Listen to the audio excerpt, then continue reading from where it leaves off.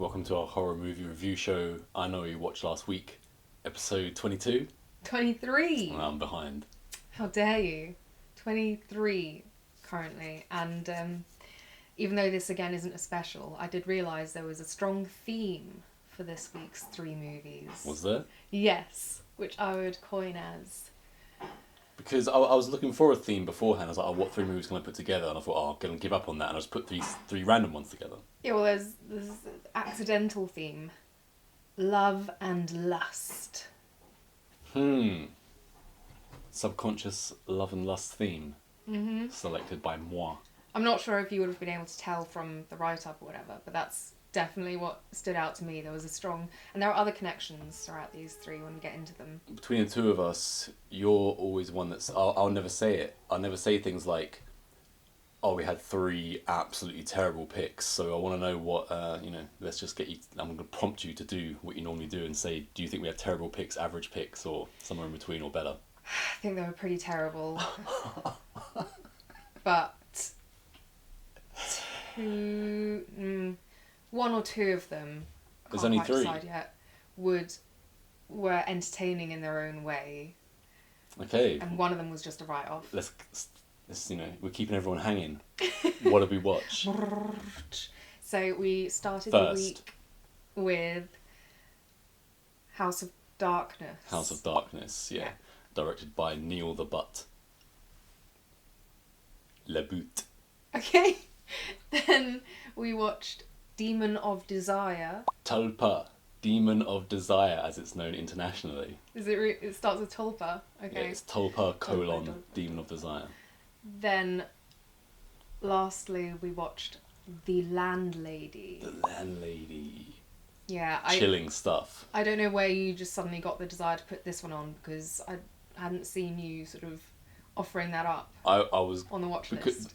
Landlady was the last pick, and that was the pick out of many, because I felt it might be in line with the kind of quality we've witnessed in the two previous. So that's my kind of theme. Great, so you wanted to I don't keep the bar want low. to pick, The Exorcist and then pick some Uwe Boll movie in the same category. Well, I think this week we should start with you ranking from Me ranking? least to Why? most favourite. I want to know a reason why you want me to No rank. particular reason. I'm just curious for your opinion. So what? Why do you think Mix it that? up Do you a think bit. that I'm copying your picks or something like that? No, Because not last at week all. we had the same ones. Yeah, there's no way we got Yeah, the same. that's it. Actually, I do. I think you're a big copycat. So you go first. In third place, House of Darkness. Okay. In second place, The Landlady.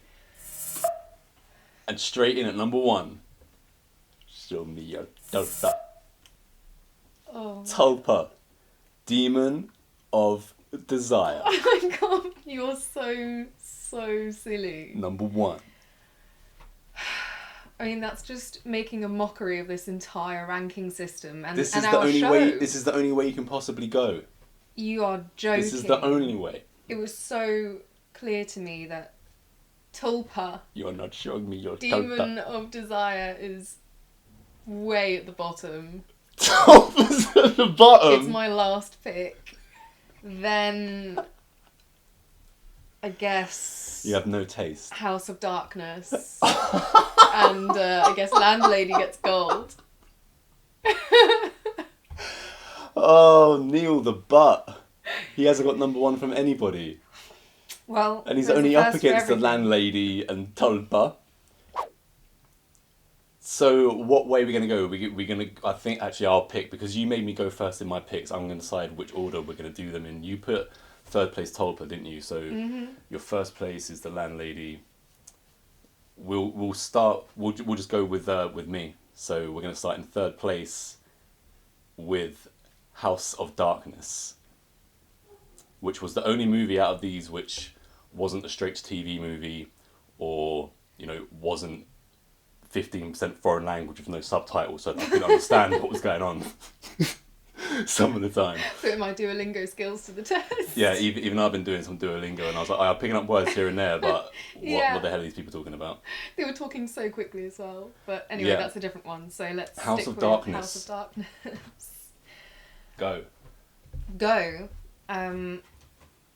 Okay, first of all, there's a relatively well-known actor playing the lead guy. Oh, you want to get straight in? The one and only Justin Long. Justin Long, right, that's his name. Yeah. And I didn't recognise the females. Kate Bosworth was Mina. Oh. Yeah, and no, I don't know who the other ones were. They'll be popped up later, obviously. And explaining this theme of lust and love, or whatever I called it. Yeah, love and lust, yeah. This it's your theme. premise, sets itself around Justin Long's character driving home. What did you say she was called? The actress's name. I'll just call her Mina. Her name is Mina, and Justin Long is Hap. Hap. Yeah. Okay, so Hap is driving Mina home after picking her up in a bar. And they basically just have They're in her driveway. Seriously long, slow conversation, occasionally added in with some like kissing or bizarre things. And I don't think they were kissing in the car because it took them a little time to get... No, I'm talking about just like the whole movie from that point on. It's just their long conversation going on, essentially. And nothing interesting... I was going to say happens until a certain point, but I was trying to think of if anything interesting happens. No, not really. Not for me, anyway. It was just... I found this film quite boring. I thought... Kate Boswell's... Bosworth. Kate Boswell's. It's not that different. I thought her Kate performance Boswell's. was really intriguing. And I liked her. Yeah, I thought she was really good. the most interesting part of the whole film. And Justin Long did a great job at his role, but my God, that guy was so annoying. So annoying. He was like bumbling and yet really full of himself. Cocky. Yeah, cocky, that's the word I was looking for. Yeah, Thank boastful to his mate. I didn't get it either, because when we see him in the car, he's so much like, only if you want to, and if maybe, is that okay? Grow some balls and get on with it. I think his attitude might have changed because he asks Mina, "What do you want me to come in?" And she says yes, and yeah, then they're in. So he's already been given the green light, so the confidence levels would have gone through the roof after that. And she's quite a character in this. She seemingly has this thing of only telling the truth at all times, and she questions him about whether he's truthful. And to be fair to him, in this moment he is truthful, because he said that he lies. Or he calls himself a fibber. Yeah, so the whole fibber thing, that gets into that really early. As soon as they step into the house, really, she's questioning him about being a liar or whatever in her roundabout way. And she asks him flat out if he's married, and he kind of steps around a question for a short while and then says, "I'm separated and going through divorce." Are we supposed to believe that that's true? Or is he married? Because I was kind of like, because they made him fib or seem like he was fibbing about little things here and there all the time. Quite a few things. I was thinking, well, can you actually take anything that this guy says at face value, really? So I was thinking maybe he is married, because there would be let's just skip right to the end for a second, there'd be no reason for him to actually die. At the end, he's not a bad guy. Considering his fate. He's just annoying. Yes, but I think the point is that you don't have to be outright terrible to warrant death in the eyes of these killers, or this killer. Yeah, and we've already said one of their names is Mina, and the other female character who comes into it about midway is Lucy. So we've got Mina and Lucy, so it's so obvious. It was it's such a It's not giveaway. supposed to be hidden that it's obviously based on vampirism. They're vampires, and yeah, it's not like it was some subtle thing, is it? Everyone knows, if you're into vampire movies, Mina and Lucy are just so clear names straight away. So you don't have to guess anything in terms of that, because they were almost going for a mysterious thing. Obviously, Hap doesn't know why they're living in this castle type house out in the middle of nowhere, and just thinks they're a bit eccentric and weird. but we obviously know straight away because we know her name, and also when she gets him a drink, she comes out with some very dark liquid in a glass, so it's just even more, shoved in your face. Yeah, this is a vampire. And I was thinking to myself, so because they've given that away already, is there going to be some, a twist, for want of a better word, or something like this? And there wasn't. No, not really. I think, do you think when they told that story at the end, because at a certain point when the two sisters were both involved, there was this obsession about storytelling. And oh yeah, what the hell was that?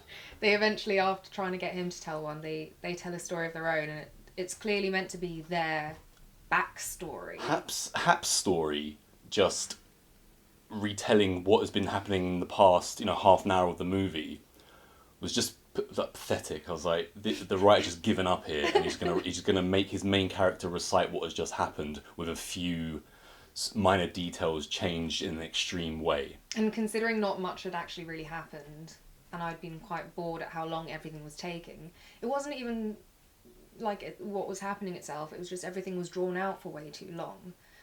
Even just the very beginning bit you said in the car. So what I would say, sitting there for ages. I do agree. What I would say is, once Hap goes into the house with Mina and they're sitting around and they're talking, and it's Kate Bosworth's performance as Mina, and to be fair, some of the dialogue is also quite good. It's not like all the dialogue was terrible or anything like that, not even close. She was very good, and also it just happens to be that I think Justin Long pretty much always does a really good job no matter what he's in. I agree. And yeah. I was never bored because I was watching Justin Long, and I thought it was like a really cool performance from him and Kate Bosworth, and also the girl that played Lucy. I thought at first I was like, a bit strange, but once I saw her character develop a bit more, I really liked her performance as well. And I'd say the third sister that came in, Nora, wasn't in it for long enough for me to really gauge an opinion, but it's not important. But yeah, just having Justin Long and Kate Bosworth as the main two to grab you into the movie, it's it's a huge plus for the movie. Yeah, the only sort of twist with their vampire ways in this one, I would say, is that they seem to specifically target men, and preferably they target men who, in their set of morals and whatnot, have committed crimes, like moral crimes. I just wanted to carry on with the theme of like stuff going on for so long, and the fact that I wasn't bored with it, but there was a certain point where I thought there was a problem. So there's the scene where she got into the house and she goes to get him a drink or something like that, and Hap gets on the phone to his friend who stood at the bar, who's been with previous before he's left with Kate Bosworth. His co-worker. And, and he's talking in that typical, bro way, being boastful, being annoying, bragging, and to a certain point I thought it was good, again because Justin Long's on the phone and he's selling it really well. And then it just got to a point where it was just, the phone call was going on for far too long. And I was like, this should be cut. It should just be cut. It's gone on for way too long, this phone call. We've already got all the information we need from it. It's already been a good performance. Now it's kind of dead. It's dying. Mm-hmm. But that kind of, again, that phone call is one of the things that's thrown back as seemingly a reason why he got himself into this situation. Because it obviously turns out she did overhear him, as much as he thinks that he got away with it. He thinks he's having a private conversation in this quite cavernous living room while she's gone off into the dark shadows, and he doesn't think for a second that she could be hiding anywhere listening to his phone calls. So he thinks he's got away with all his boastful stuff, and obviously she's been hiding in the shadows listening, probably not even hiding, she's a vampire, so she'd probably hear anything. That's supersonic hearing. She's a bat sometimes, probably. Yeah, he digs himself quite a few holes. He starts by admitting that he's a fibber, and even the way he kind of admits that is a bit odd. He's like, I wouldn't say it's a liar, I just tell little fibs here and there, as if it's not of any consequence, and obviously for these women it is. But then he also has this phone call where he says some stuff you really wouldn't want the girl overhearing, essentially. I can well imagine it being quite true to life. It's like he's purposely trying to sabotage his chances with his end of the phone call. So dumb. So dumb. And then he tries to get the two sisters to into a threesome with him as well. Because Mina keeps walking off for certain reasons. Once she walks off for a while, he starts talking to Lucy, and then he's all like, "Oh, where the hell's Mina? When's she coming back? I'm kind of like losing interest." So he just starts essentially just hitting on her sister right there, and then when Mina returns, he's inadvertently trying to say let's party together. No, I thought that was quite obvious at one point, because after they introduced Lucy, at one point he's like, sisters, like in a, I'm gonna get. What I was trying to say is that he thought he was like he was being smart the way that his character is, but it was just poor It was terrible. Yeah, they're almost pitying him, the two sisters, with their reactions to him, and it's very subtle because obviously they're agreeing with him at this time, so they don't want him to think that he's in any kind of weird danger or anything like this. Well, also they were kind of egging him on to admit his faults. Show himself. Exactly. Trying to trip him up and make him say stuff so that I think there was a certain point right towards the end when all three of them are there and it starts to escalate and he starts to get like freaked out. Something he says just seems to like seal the deal, and you see Kate Boswell. Yeah, Ms. Boswell. Seemingly very satisfied. She's like, finally, it's time to seal his fate. Do you remember that bit? Yeah. Yeah. I don't remember what he says though, but again, it was him admitting something. Yeah, I don't remember what he says either because as you've already alluded, it's a very talky movie. Now there are reasons for this. So the director, Neil LaBute, he's come from a playwright background. He does plays, things like this. So almost all the movies that he has are talk heavy, or there's no real flair with the camera or anything like this. And much like this one, it's a very small cast, and you could always see it as a play. Yeah. Right? So settings. he's one of these guys who has, I don't know if he's created or his team has created the kind of impression and the aura around him, because if you like read the write up on his own career and his almost like his own words or his team's words, it's very self-congratulatory and things like this. And he's one of those strange directors where actors like, oh, we want to work with Neil LaBute. They think it's like some thing that gives them like gravitas in the world of acting and pretending, right? So there's a director called Lars von Trier. He only does quite bizarre, completely against the mainstream types of movies. Yet if you go through his cast lists for these films, which are not financial successes or anything like this, and they cost quite a lot of money, but he's worked with everyone pretty much worth working with.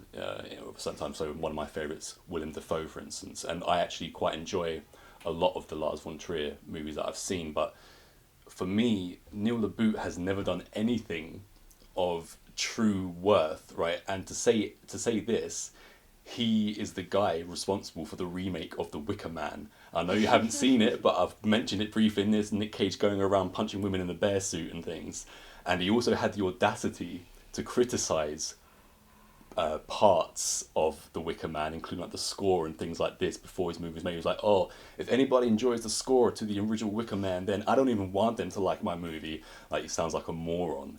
And yet... What a silly thing to say. Yeah, so he's written and directed this movie. And there are just some things that stuck out to me, right? So I've gone through the obvious naming of the characters straight away. We know who they are. We know it's vampirism. So we go through this whole talky thing, and the thing was, I wasn't even bored. I was quite intrigued. I didn't mind that it was talky, and it was talky for most of it, because I thought, oh, the ending might give some kind of payoff, and it was the lamest, laziest ending that anybody could have come up with. It's almost barely worth mentioning. The ending is just like, oh, we've gone through all this talky, little bit of nice weirdness, and now, oh, I'm just gonna bite your neck off after our story time. And the movie ends. It was a nothing ending. It would have been more of zero for the writing. It would have been a better ending if they hadn't made it so obvious before that point what was going on. But there was no... It was what you were expecting at that point. So I also thought for a while that maybe they were building up to like the big daddy vampire. Hi. Because, there's a point where they're talking about their parents, Lucy and Hap. And he asks something about like, oh, well, do you get on with your dad or something like that? And they're like, yes, we love our father, in a way that I thought was insinuating that maybe maybe the story was leading up to the sisters offering Hap as the sacrifice for when their dad wakes up or something. And it's like I could have written this movie in a day. You know, the full 87 pages or however many minutes it lasts. Something else that stuck about the writing, Justin Long goes into the house and Mina asks him, what can I get you to drink? And instead of saying, you know, I'll have a vodka, I'll have a martini, I'll have a whiskey, he goes, Maker's Mark. And she doesn't even flinch. She's like, walks off and comes back with his drinking glass, which we now know is Maker's Mark. So that's clearly just the writer, you know, oh, I like Maker's Mark. I'm going to write Maker's Mark. I'm going to make him say Maker's Mark. Because it could have been anything. So because she didn't flinch or anything, it got me thinking about vampire bars. We're led to believe that they only drink blood. But if she just got Maker's Mark hanging around the house very specifically, it got me thinking, like, what are some other things you could ask for and a vampire might have stocked? First of all, do you think... I've just been asked by Mina what I want to drink, and I say, I'll have a maraschino cherry amaro, please, by Stambecco. Do you think they would have that? Is that something a vampire would have? Well, she's insinuated they had everything. Let's say she says no. Would they have the director's favourite, but even better? The French Oak to Maker's Mark, number 46. Would a vampire have this? I don't know. They live forever, so maybe they've just... Let's move away from shelf brands for a second. I love that. If I'm at a vampire party, ask me what I want to drink, and I want something very specific, which reflects who I am as a person, the cultures that I enjoy. Would she have Kiss Black Diamond Dark Premium rum? Would a vampire stock this? They're Kiss, they wear makeup, they're kind of demonic. Maybe not. Lastly, let's keep with the rock and roll. I think they might have this, the old Rumstein, Rum by Ramstein. Getting into this now. And a bit of the old English, Def Leppard Rocket Gin. So if you want to get your vampire, bar stocked, these are the kind of things that you've got to have on hand. Stuff that you're not always going to be asked for every day. And lastly, I'll have those back. Do you think a vampire would have... I would like to request, can I have a caramel rum with a dog on the bottle, please? Would a vampire have that? At this point, I'm thinking no. Well, now it's a must. In my vampire bar, I stock caramel rum with a doggy on it. So, yeah, just wanted to make a point of that. Or out yourself as an alcoholic. I do have many other empty bottles and full bottles lying around the house, but we'd be here all day. So I wanted to go on to Justin Long and his performance. And in a way, it's kind of, for the most part, it's what we come to expect from him. But it wasn't always. So he's a bit of a veteran of horror now. He's been in quite a few. This one, Drag Me to Hell, and your personal favourite, Jeepers Creepers. And in that movie, he's like a college kid or whatever. Kind of scruffy, looks like a stoner. Then we see him in Dodgeball, which is probably my favourite performance ever from Justin Long. And after that, when we get to around Drag Me to Hell, he's a character in a suit, like he's working a job in a suit.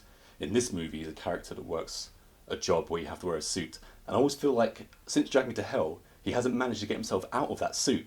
Justin Long is now just the suit man who works a corporate job and has like a one-bedroom condo, because he's constantly single. Well, that's the thing with aging. When you're an actor, you get typecast in different. He's types also of been a things, barman in that chick flick. Almost kicked me alcohol over. There's some chick flick, I can't remember, but he's a barman in it. He's a very convincing barman as well. But again, he's single and he's handing out relationship advice from behind the bar. Mm-hmm. Yeah, and because he's been in the suit constantly, because this film was so talky, when we were through it, I did like, oh god, this is going on forever. So now I just started thinking about Justin Long's performance, and he's in his suit. And there were certain things he did in this movie which literally cracked me up. He gave a funny performance now and again, whether it was a look on his face, a gesture he gave, things like this. And it started to make me think about my own movie, Live Dumb Rock Harder, and the character of Max Price, the smarmy Hollywood agent. and there were certain bits in this where Justin Long was giving his performance and he was acting kind of smarmy and saying quite silly stuff, and I was imagining it in the context of my script, and I feel like he's now a contender. You know the character very well. What do you think about that? Because I think Justin's quite a short guy as well, so up against you, you'd like dwarf him. It would look hilarious. I don't see it as instantly as some of the other ones we've mentioned, but potentially. Yeah. I mean, he's great in everything. Well, there you go. I've thrown you in the ring, Justin, for a once-in-a-lifetime role. And, yeah, I'm fighting for you now. There was something quite cool I thought about this movie, and it was before we really got into it too much, where at this point I still thought there could be a cool ending and stuff. And it's the bit where Hap, he's obviously already been drinking at the bar, gets to the house, has another couple, and he falls asleep on the couch while Mina walks away, and he has this dream or a vision where he's tied up in a cave, and he's screaming alone, and he manages to untie himself. I can't quite remember the end of the dream, but obviously he wakes up. At that point, I was half got. I thought, oh, he's actually been taken to this basement thing, this basement cave thing, but he just appears back in the house, obviously because it's a dream. And I thought that cave dream sequence was going to have some kind of significance, but it just didn't. So bizarre, you're right, actually. I completely forgot about that because, as you said, it had no impact on the actual story.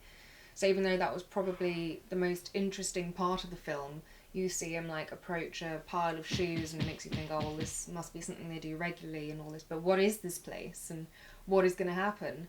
I thought at that point maybe it was going to devolve into some sort of hide and seek version for the vampires where they're going to chase him around these caves and and catch him like a fox chases a rabbit.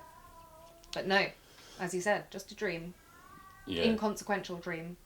And the rest of the movie was just, because of the ending, just ended up being a waste of time, quite frankly. Because nothing was, nothing cool was ever elaborated on. Just went in the most lazy way you could have gone. Poor writing. How do you feel about the culture of certain directors and writers having this kind of, what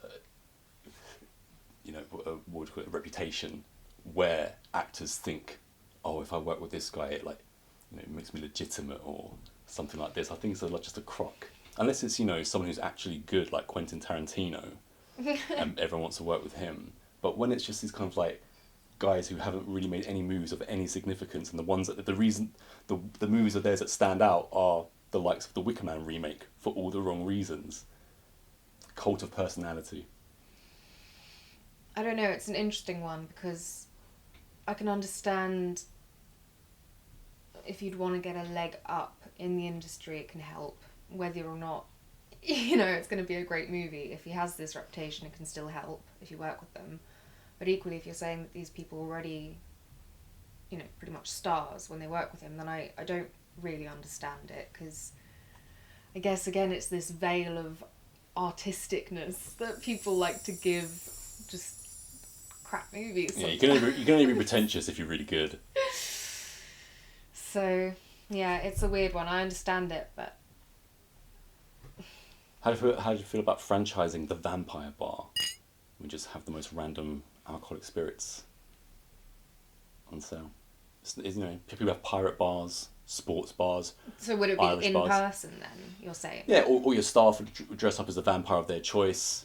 It'd be like a whole theme. It would be decked out in vampire stylings. Yeah. You'd have blood-themed cocktails. I mean, I'd be more interested in that than pirate. And they would personally. definitely serve rum with a dog on the front of the bowl. So, yeah, we pretty much said all we can say about House of Darkness. Performances, great. A lot of the lighting and stuff, great. Setting, great, but poor movie. Very poor movie. My number 2. Moving on to The Landlady. Absolutely chilling. Oh dear, this made not a great deal of sense, Clink, but clink. then again, it wasn't really complicated enough to not make sense. So it's a weird one. It centers around this woman already in her middle ages, In the Middle Ages. I guess 49, something like that. I don't know. It's hard to tell. And she's a housewife. And we see her at the beginning of this in such a bizarre scene. She's cycling home with her groceries. And for some reason I don't know why, but she pulls over into this house. I assumed it was hers. But she goes over to a window and sees a couple having sex in this room. A younger lady is riding a tubby older man. And she's just like watching for ages. And she's like, oh. Yeah. Oh. And then she wanders off and realises, oh, I've got to make dinner. So she's a bit kooky, and then she cycles home and... Yeah, she gives the order what you just said there. Dinner, I have to make dinner at the window. Gets on her bike, and when she's riding her bike, she's like, spices, I have to get spices. It's so weird. So weird. So then she's making dinner and... Well, wait, so she's got home on his bike, and her husband has just come... Well, he's not come home yet. She's in her kitchen, and she opens the cupboard. Yeah, this is what I was about to say. There's just crab meat in a tin. And it just focuses on it for ages. Yeah. It just focuses on these tins of crab meat in the and we're like, okay, great. Like, does she have a thing about crab meat? And then it comes back to Melanie was her name? Um, Well, either way, the actress is Talia Shire, the twice Oscar-nominated Talia Shire. And anyway, the crab meat looks back at her and she pulls her face like, diabolical crab meat. Yeah. Then her husband comes home and you go now. So now a couple of things are cleared up in the next scene. One, it turns out the the people she saw having sex, the man was her husband. And... Dirty bastard. He is allergic to shellfish. Yeah. So she cooks him a dinner and he's an absolute arsehole, by the way. Like, they really don't give him any redeeming qualities of how he treats her and what he says. He deserves to die by crab meat. Yeah, and she's thought ahead. He's like, where's my medicine? Then I'll shoot you, but she's taken out the bullets. Like, she's thought of everything, and he dies. But he's also explained during this time, whilst he's verbally abusing her, that he's inherited some apartment building from his aunt or whatever. So then after this death by crab scene, it then jumps to... Melanie, as we've now called her. Let's have a look. Yeah, you check it out. But anyway, we've jumped to her arriving, I think, at the... Yeah, Melanie. Melanie. Arriving at the block of flats. And essentially we see her moving in as the new landlady. The landlady. Mm-hmm.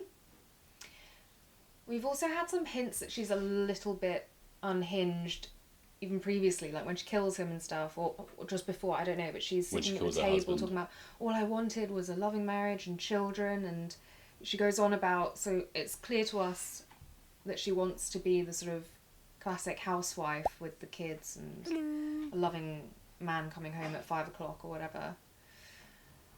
And she doesn't have that. No.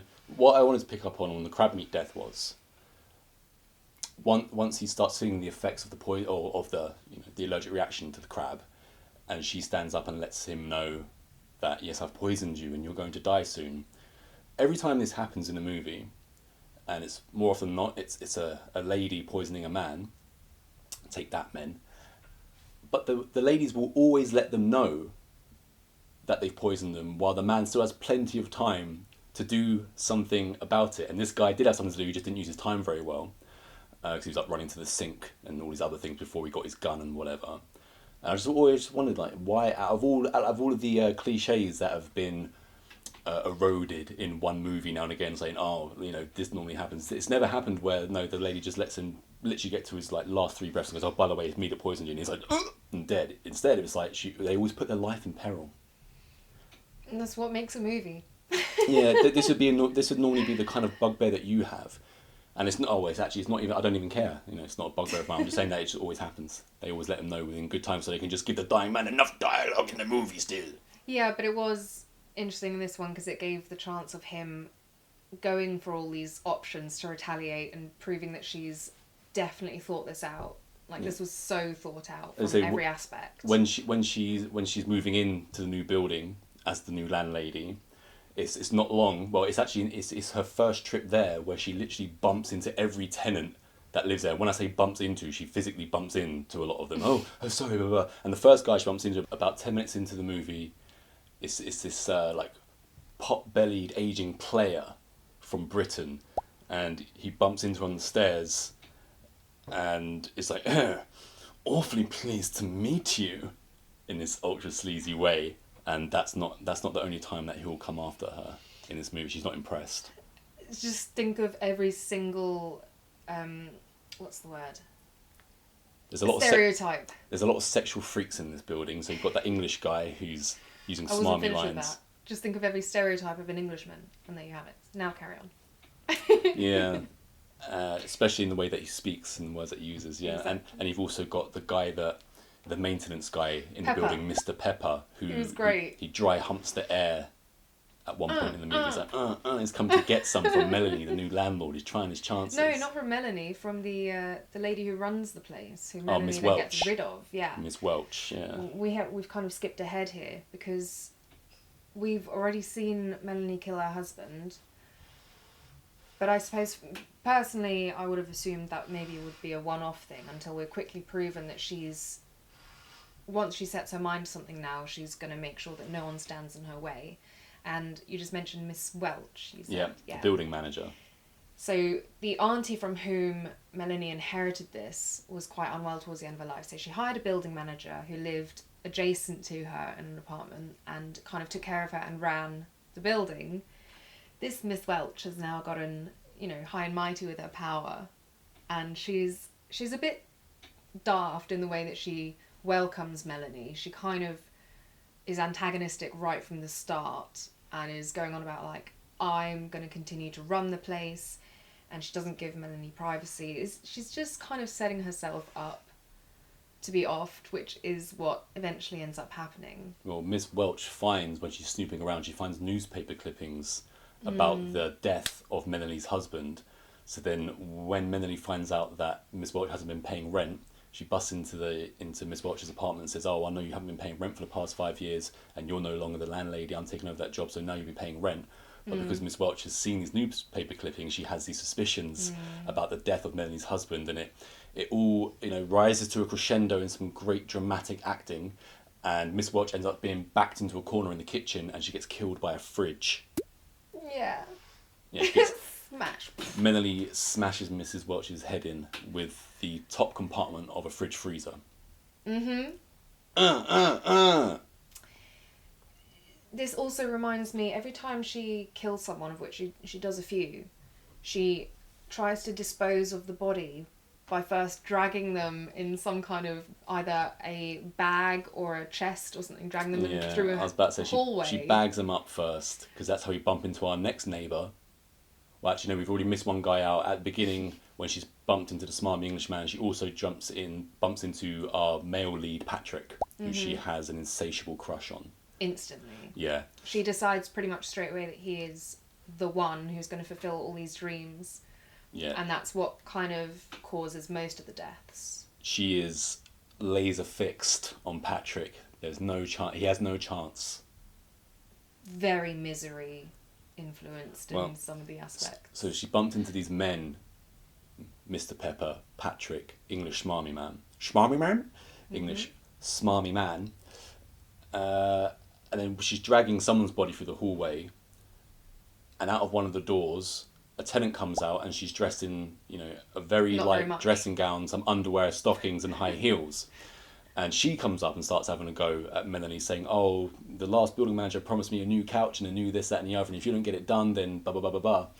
And it's clear to us because I think at this point a man has just walked out pretty much paying her money. I'm pretty sure I think we literally see the exchange of cash. So it's clear to all of us that she is a lady of the night, but at this point though, it's still not clear to Melanie that this lady. It's so. I mean, why was he standing in her doorway while she's in lingerie, handing over cash for any other reason? So we mentioned Patrick, the new guy. So Patrick makes a request of Melanie. He says that if there's anything that he could have from the apartment, he would like a bigger place, a bigger A bigger place, a bigger apartment. Yeah, bigger place. I was going to say a bigger unit.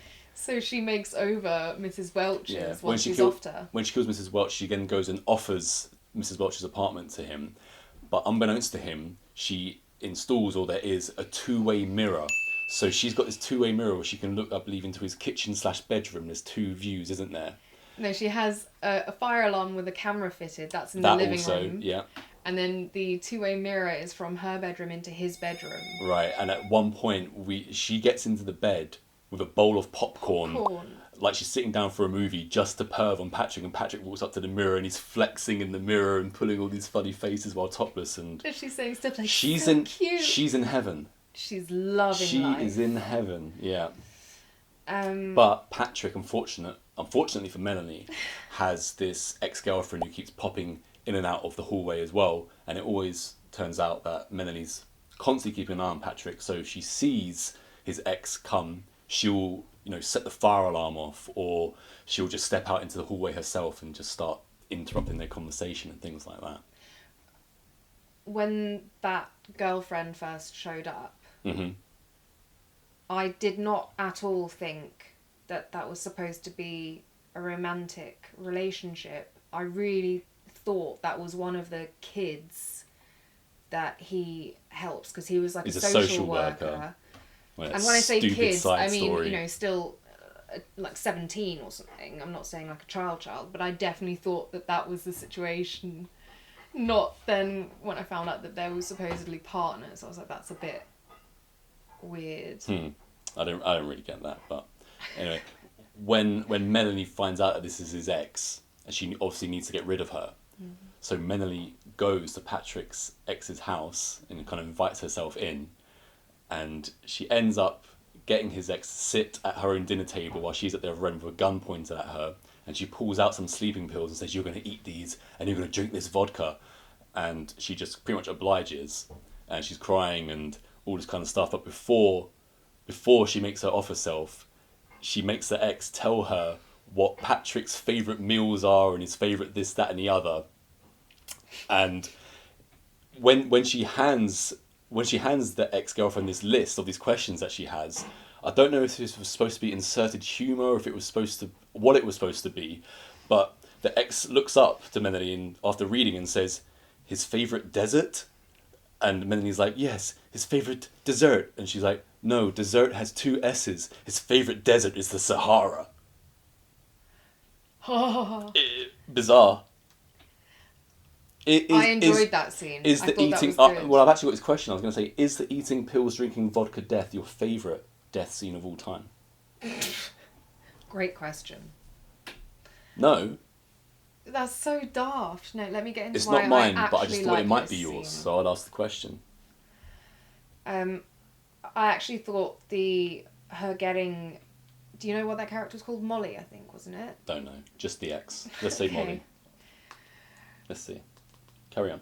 When Melanie is getting her to answer these questions about, his favourite holiday, his favourite food, Her name is Liz. Liz. I don't know where I got Molly. His favourite everything. I thought that was quite accurate, actually. I think that's something that, if you were a little bit... Accurate for a nutter? Unhinged, you would do, because there's a natural inclination for someone of that type who... She's a nester, she wants to be the housewife with the kids, and She's bonkers. to make him the perfect meal.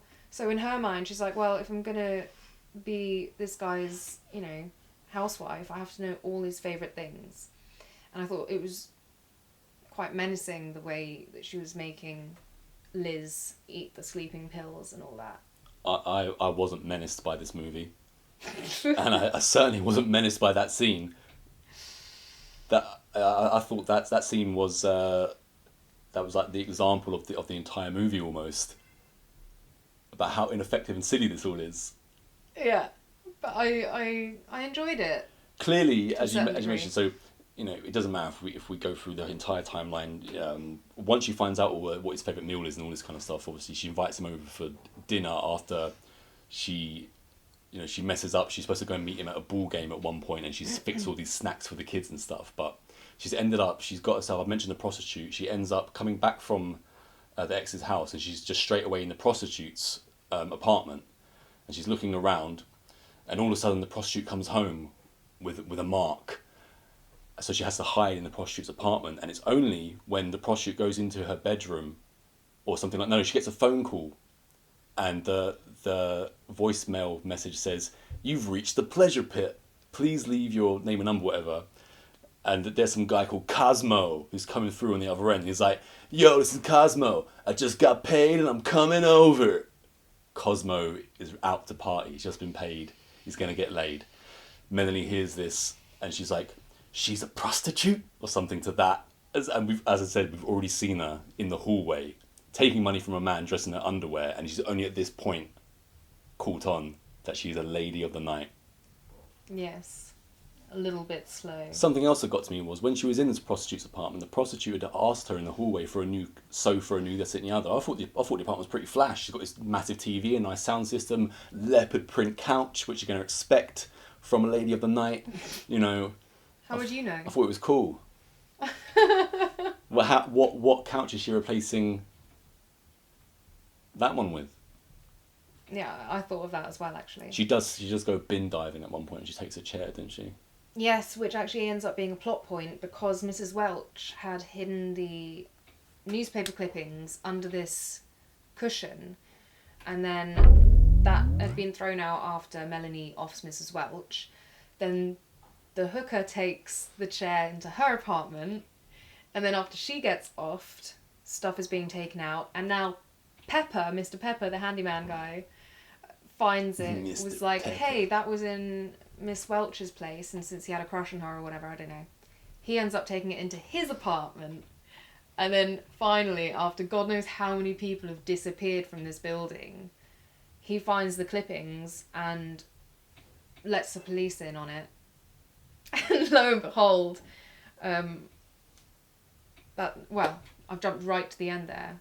Yeah, And she gets... It doesn't really matter. There are just some other things that you brought up. So she's killed her husband, but she has his ashes in an urn, and she sits with it on the couch, ranting to it. She sleeps with it. Yeah, as she well. sleeps with, and she also invites like Patrick round at one point or something like that, and is talking to the urn or something. And So once bizarre. Patrick leaves, she's like, "No more room for you in the bedroom," and moves the urn to the living room or something like this because she thinks she's about to have a way with Patrick. She also likes to sniff laundry a lot. She sniffs Patrick Patrick's, laundry, anyway. yeah, that was kind of disgusting, absolutely disgusting. As this unbearable flick kind of rolls on, we've already had death by refrigerator, death by crab meat or shellfish. You also get butcher knife, a gun, sleeping pills, a dry cleaning bag. Remember that dry cleaning bag? With the strip. And a steamer trunk. Isn't the trunk just what someone's bundled into when they're already dead? Yeah, she has a dead body in the trunk. Yeah. And at this, she's got the English smarmy guy at this point to help her with the trunk because she promises him, a tea date. Finally, he's tried all of his luck, and he ends up falling, or like he can't take the weight while he's going down the stairs, and she throws the trunk, lets it slide into his face essentially, and then he's dead after falling down the stairs. So there's a lot of strange deaths in this, and they've gone the misery bit because obviously she ties up Patrick at the end and isn't going to let him leave. She slept in his arms while he's tied up and duct tape over his mouth and things like this. He must have just no feeling left at all in any of his body apart from pain because he's in that position tied with ropes for ages. Yeah. Absolutely ages. And the only thing that then eventually saves him is that because of his social work, he was supposed to be somewhere with this woman that we've been introduced to a couple times previously, and she comes over to let him know that she's gotten custody of her kid back, right? And of course Melanie's trying to prevent her from seeing what's going on, but she eventually she doesn't figure it out actually, but Patrick can see through the two-way mirror that Melanie is about to try and kill that woman, right? Mm-hmm. That's what happens. And then oh my god, he frees himself. He took so freaking long. So we managed to cut one of the because bindings Melanie's on his created wrist. a foolproof trap. And then he's seen what's going on the other side of the mirror. I don't know why he doesn't shout or something at least to try and distract, create diversion. I don't know, but he's just whittling away at all his bindings. Oh my god. Yeah. Something else about the hooker. If that was the hooker sleeping with her husband at the beginning of the movie, possibly as well. No, it wasn't. Okay, well, fair enough then. Forget that bit. But when she's hiding out in the prostitute's apartment and she sees her getting down to business. It was like the most insane sex scene you can get, where she's just riding this man, but instead of riding him, she's just jumping up and down on him like a pogo stick.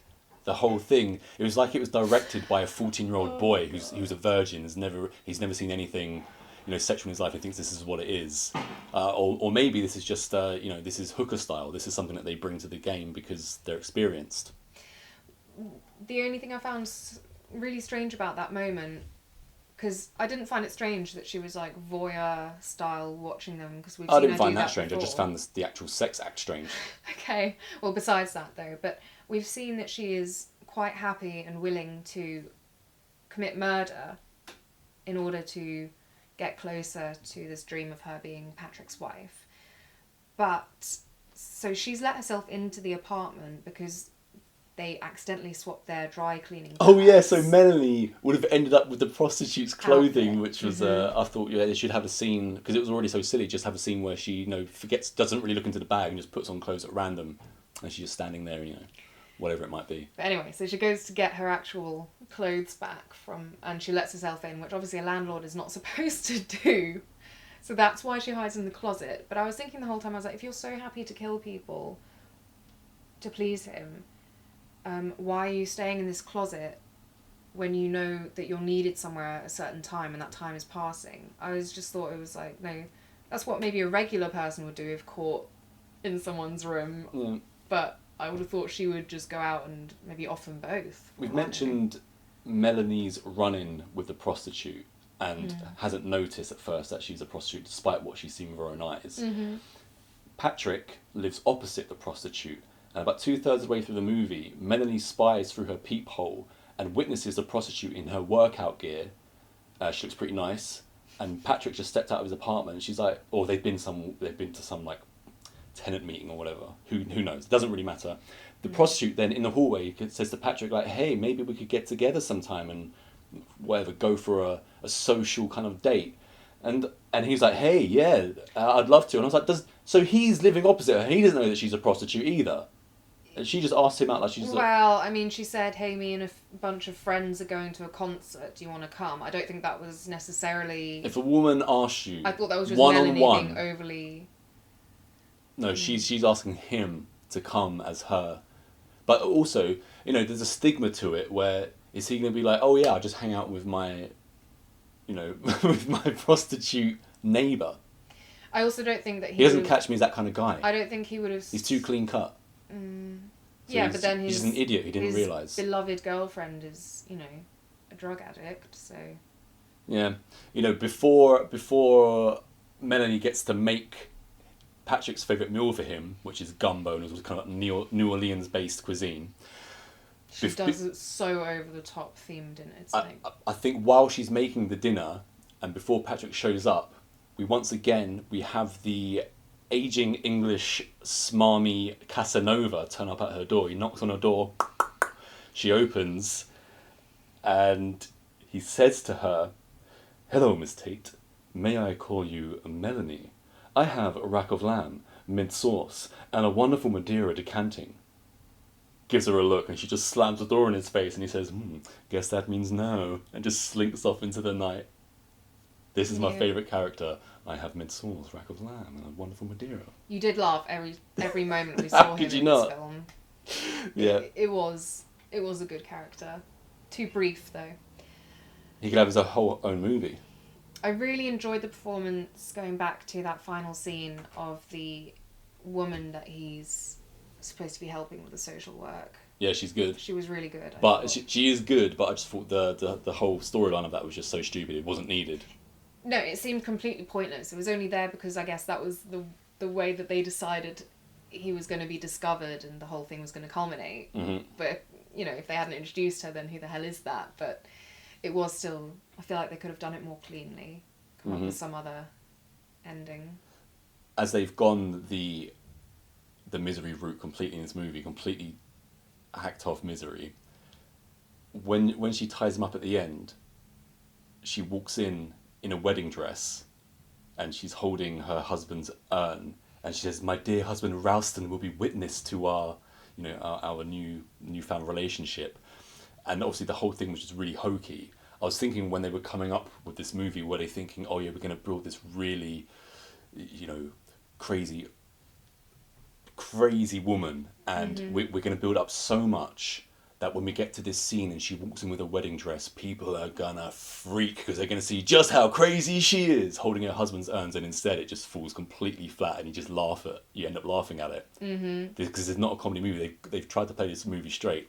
In fact, Talia Shire was the one who's, she's a lot to do with getting this movie made and stuff like that. She really wanted to do it.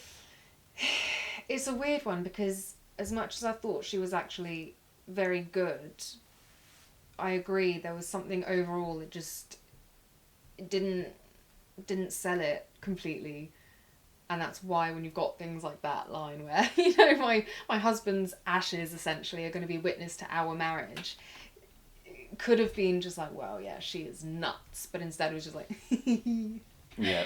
Something else which is actually quite true to life, when the English fella is helping her down the stairs with the trunk, they're having some small talk, and Melanie says to him, "You would marry someone just for a green card?" And he says, "What can I say? I love the weather out here." Yeah, I love that bit. Yeah, and before he's off as well, he's like falling down the stairs, and he says the classic, "Bloody hell!" And she says to him, "Exactly where I'm sending you.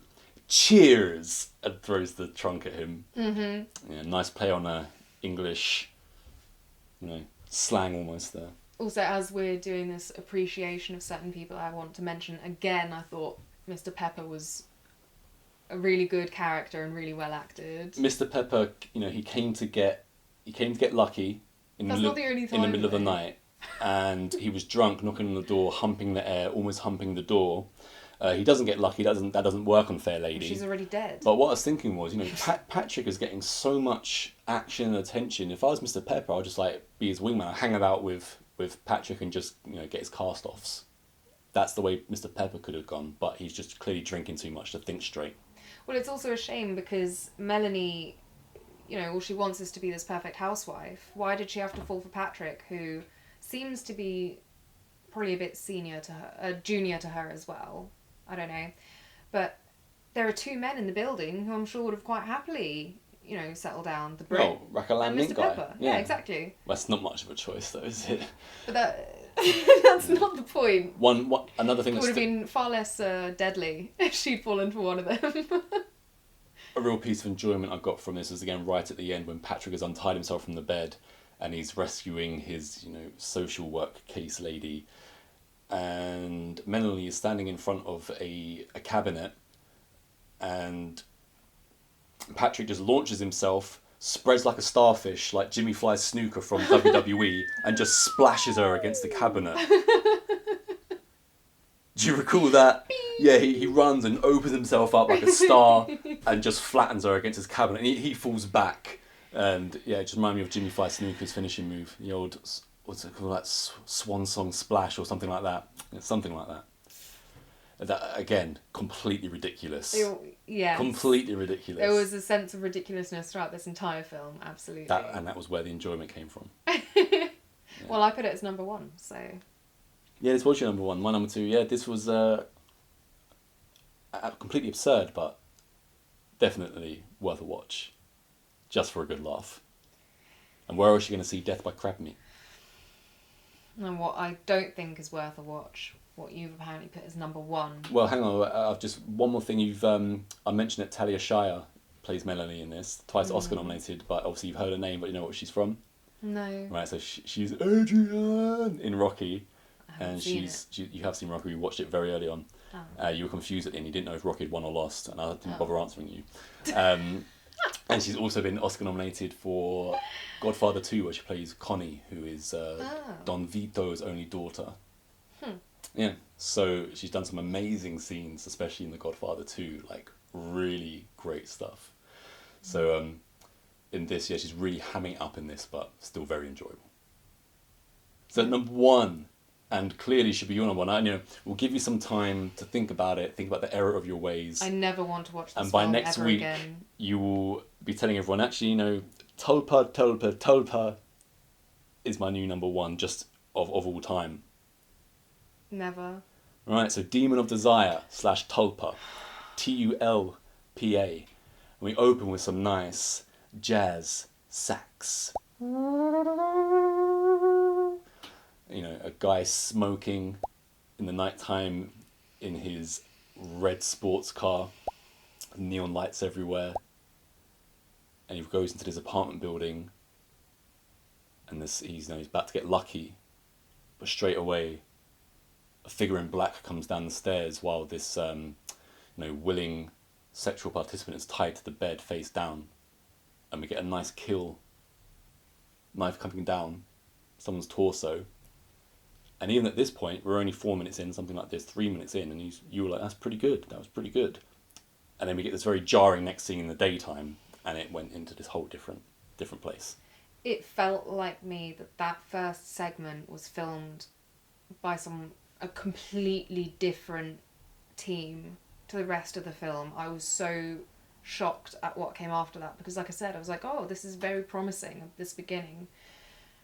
And also, the beginning was... I know that you've just called her a willing participant, but it seemed pretty clear to me this was a hooker, and they're at a motel to because he's got some dirty fantasies. She's all hogtied and whatnot.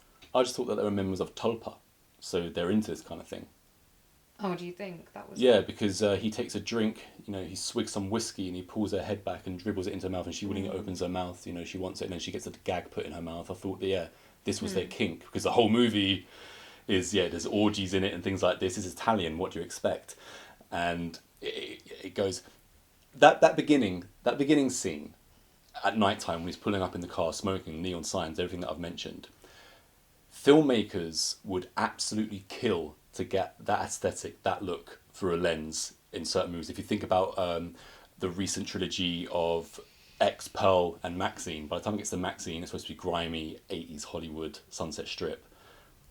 This is clearly what he would if he'd knocked it out of the park. This is the look that he got. And it wasn't just this scene. There was another scene where one of the female characters is walking through a fairground at nighttime. She's being stalked by the guy in black. And, it's just the way it was shot, the way that it looked, the grains, things like this. Filmmakers would give their left nut to have their movie look like this. But the rest of the movie, especially the daytime scenes, it looked like it was filmed in 1969. It was all completely overblown and things like this. It was bizarre it was so weird how they did these couple 2 to 3 incredible scenes, because when she's being chased through the fairground, it's quite a long segment. It's not like it's over in 30 seconds or anything. It goes on for minutes. But then on the other hand, you had the daytime segments and just other scenes in general, which the quality was nowhere near the standard of these other movies. It's almost like they've had it as a happy accident, these 2 scenes, compared to the rest of them. It looked really, really cheap to me, and it was quite boring. Now, I wonder if we spoke fluent Italian, whether that would have added to the story, because I left this just baffled as to what was actually supposed to be going on here. I understood little bits of what they were insinuating, but for the most part, I have no idea what was supposed to be going on in this film. Well, our main character, Lisa, from what I could gauge, she's a business lady. So by day, she's all business. Mm-hmm. And it seems that the business she's working in, they had this board meeting at the beginning, and they're saying just ridiculous dialogue like, China is the biggest producer of solar panels. Some stuff like this. And someone says, like the old smarmy guy seems to run the company. He says that one person's got to be let go. I don't know what the significance of letting one person go is, but it just seems that later on, again, I didn't understand a word of it, but as one person has to leave the company, later on he visits her in an office and just starts, playing with her blouse, suggestively opening her top button and things like this. But I also thought, is he also just a member of Tulpa?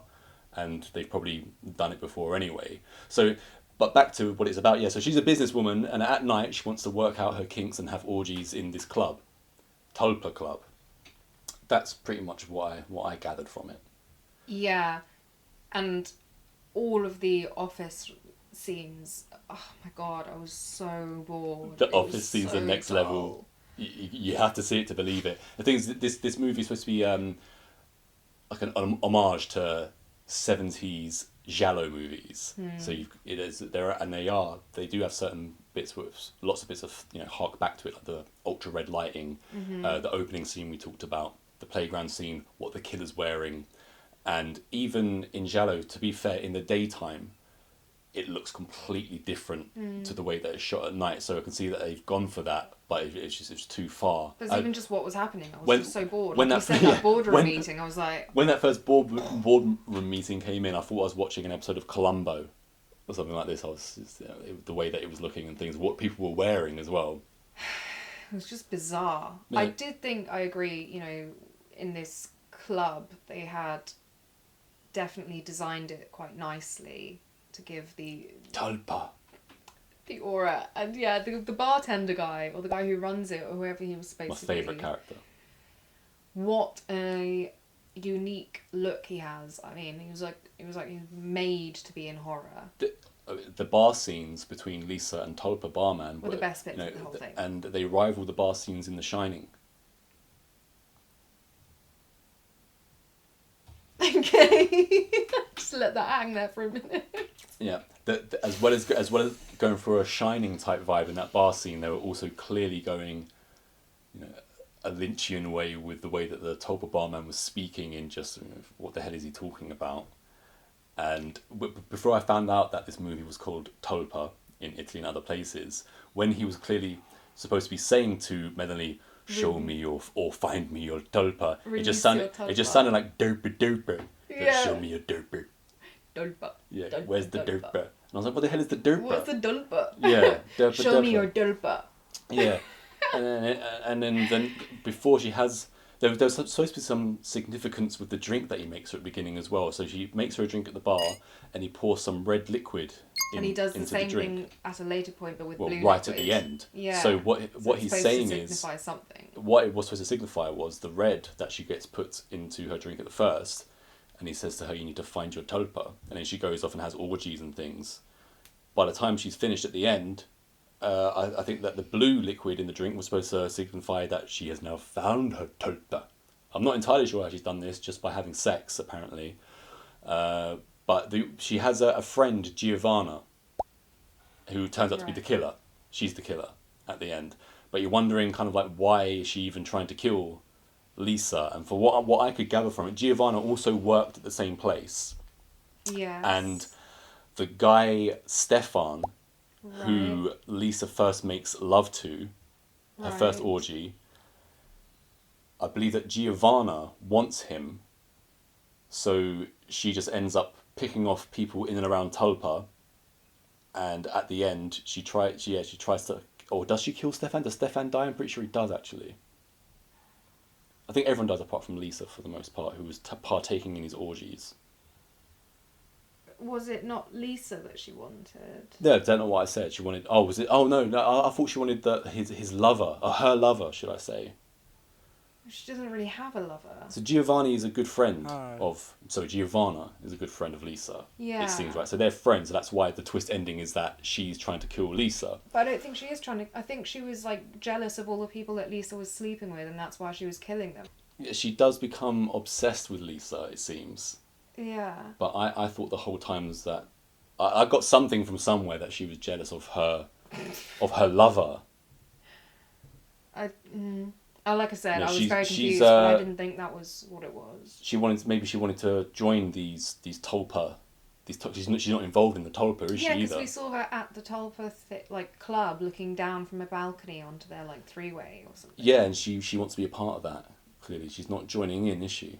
Oh, I see what you mean. Not part of the club, part of the actual sex act. I don't know if. My conclusion was more that or maybe Giovanna set out in retaliation to go and kill the lover because she wants Lisa, so just get him out of the way. Okay, yeah, that would make sense. But up until that point... 15% of this movie is in Italian, so we have a right to be confused at certain points. Well, I can only hope that those parts were explaining stuff, because otherwise I just have no hope. Well, again, this is an Italian movie, and before even 10 minutes in, we see Melanie turn up at work, and she's wearing what can only be described as a see-through top, a see-through blouse. And I said to you then, I wonder how long it is until we get the breasts out, and then pretty much the next scene, it was that time again.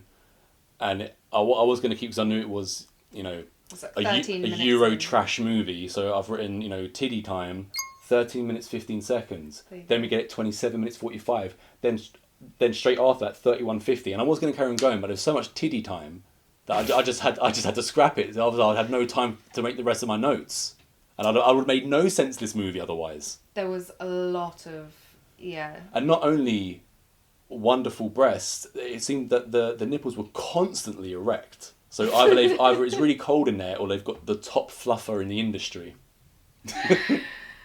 Oh, of course you notice details like that. Well, it was hard to miss them. They were kind of right in the centre of the shot, weren't they? When- Well, I was... You go now. Yeah, I was going to say, up until sometime close to when the killer is revealed, with the whole Tulpa storyline from the bartender and all that, because there was something I understood that there is like the legend of Tulpa, and if you don't embrace it or something like that, then it can manifest as some evil being. Yeah, I think Tulpa, you're supposed to express your deepest, darkest desires, whether they be sexual or other. Something like that, and if you don't, then, like I said, something will manifest. So I thought that they were kind of suggesting that her not embracing her Tulpa or whatever it is Embrace your Tulpa. means that the killer of the people she's been sleeping with at the club are actually just a manifestation of her non-released Tulpa or whatever it is. So then when it turned out the killer was just human, I was like, oh, so what's the whole Tulpa thing then? What does that mean? Yeah, but it would have helped maybe if we'd known it was called Tulpa to everybody else, because we couldn't even work out what it was saying. Tulpa. There was a point when I was like, oh, Tulpa, because it was written down Oh, somewhere or something. Tulpa. Now I I get was it. like, oh, Tulpa. Oh, that's Tulpa. Not just Tulpa. Yeah, I'm still not sure that I really get it. I tried to make sense of it. There's when she goes to this club, Club Tulpa at first, and it's lit up like a red light district, and it seems to be that the bouncer on the door is a heavily muscled woman. Mm-hmm. Yeah, and the heavily muscled woman also goes on a stalking spree at some point in the movie as well. I thought that was a nice touch. People on the outskirts of society go to this club, so let you know instantly that this is something else. In fact, I didn't even know if it was a man with a wig on at first or if it was a lady. I think it was a lady. I have no idea. Muscles, yeah, because it was always constantly lit in the dark, so it wasn't giving away too much. But yeah, I'm pretty sure I saw breasts, but who knows? Doesn't really matter to the story, does it? there was when I've mentioned the fairground bit where girl's being chased through a fairground by the person in black, and she ends up finding herself tied to the a merry-go-round on the horses, and the killer has set up some barbed wire, which is just close enough that every time she goes past on the merry-go-round strapped to it, the barbed wire will rip her face. And yeah, she has at least like 4 goes round, and we see it going. I thought that was pretty cool. Pops her eye out at the end. Yeah, pops her out. I mean, that was a bit OTT, but no, the face slashing on the barbed wire I thought was cool. I like that entire scene. A gruesome idea, yeah. Yeah, and we're getting probably like more sax at this point. There's a lot of sax in this movie because I noticed that the director in the credits at the beginning also says that he did all the music. So at one point we just said. Oh yeah, the music. Yeah, we also had like acutely strung, major keys on guitar at one point. You had tablas and sitars, saxophone. I was thinking, if this guy's playing all his instruments, this is quite impressive. But I get the impression that it's probably all just done digitally, especially the sitar and the sax. That drum beat, definitely. It's definitely digital. Yeah. Yeah. There's also supposed to be a rule that you're not supposed to speak to anybody at Tulpa. So you had these orgies, and then once you leave, you just don't recognise the other person that you've just been humping with. But Stefan breaks the rules right away. He finds Lisa in the car park and pretty much professes that he's never been able to make love like this before, and that's why he ends up getting himself in trouble because he's breaking all the rules. And every time we see Stefan, we get more sax, we get more smoking, we get more weird. Sometimes some of the things that the poor Italian actors were saying in English, it came out. It was said completely wrong, wasn't it? This is why, as someone who went to another country and continued trying to, take part in acting classes or whatever, but in another language that I was just learning, I applaud actors who do a good performance in a language that isn't their first, because it is so hard, and it's nothing to do with their perform. You could be acting the scene brilliantly, but just because your intonation in this other language is off, it will end up just sounding funny no matter what. So yeah, it's a tough one to get around. Didn't quite work in this one. It was quite funny at points. There's another kill by the person in black. I have no idea who they've killed, but the man in black throws boiling water into the victim's face and then stabs the person in a gown, I've written, so it must be a lady, in the apartment. And then while her face is still burning and she's bleeding out, the man in black just sits back in a chair and starts smoking, watching the lady's face burn away. That was a nice touch.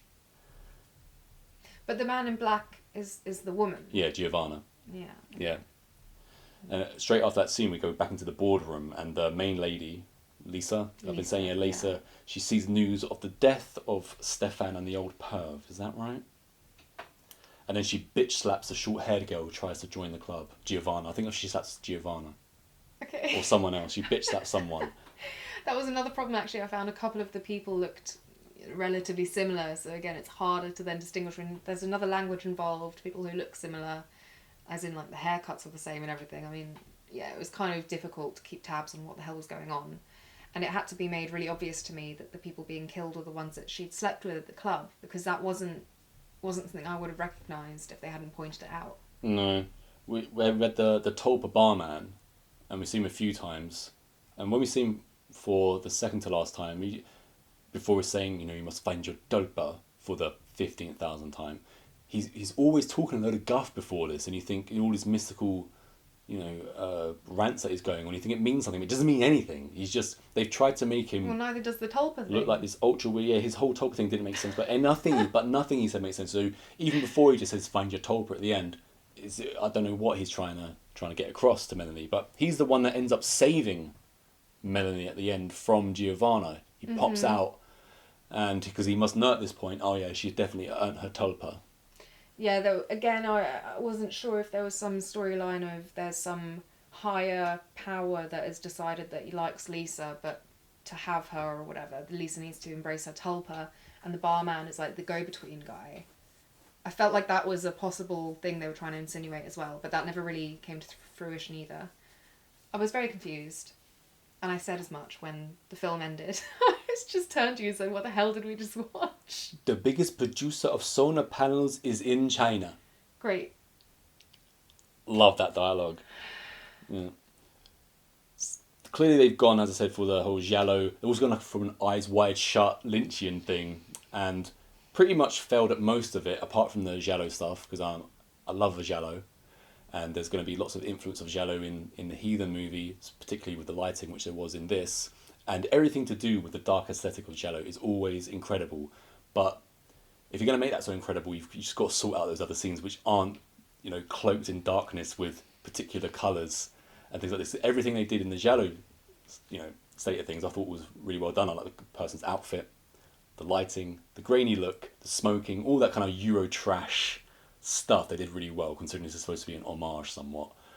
But it just, something about it which is nowhere near the level of, the likes of Suspiria, for instance, and things like that. That was what was in my head. Yeah.